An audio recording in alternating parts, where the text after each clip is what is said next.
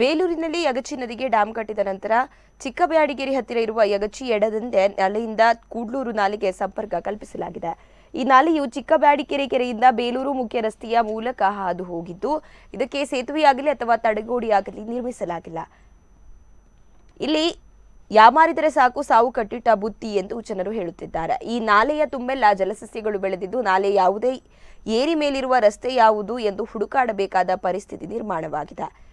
ಹಾಸನದ ಬೇಲೂರಿನಲ್ಲಿರುವ ಈ ನಾಲೆ ಇಂದು ಕಲುಷಿತಗೊಂಡಿದ್ದು, ನಾಲೆಯ ನೀರು ಅಧಿಕಾರಿಗಳ ಮತ್ತು ಜನಪ್ರತಿನಿಧಿಗಳ ನಿರ್ಲಕ್ಷ್ಯದಿಂದ ರೈತರಿಗೆ ಹಾಗೂ ಜನಸಾಮಾನ್ಯರಿಗೆ ಉಪಯೋಗ ಇಲ್ಲದಂತಾಗಿದೆ. ಈ ನಾಲೆಗೆ ಹರಿದು ಬರುತ್ತಿರುವ ಚರಂಡಿಯ ನೀರಿಗೆ ಪರ್ಯಾಯ ವ್ಯವಸ್ಥೆಯನ್ನ ಮಾಡಿ ನಾಲೆಯನ್ನ ಸ್ವಚ್ಛಗೊಳಿಸಿ ಬೇಲೂರಿನ ಪರಿಸರ ಸಂರಕ್ಷಿಸಬೇಕು ಎಂದು ಜನರು ಆಗ್ರಹ ವ್ಯಕ್ತಪಡಿಸಿದ್ದಾರೆ.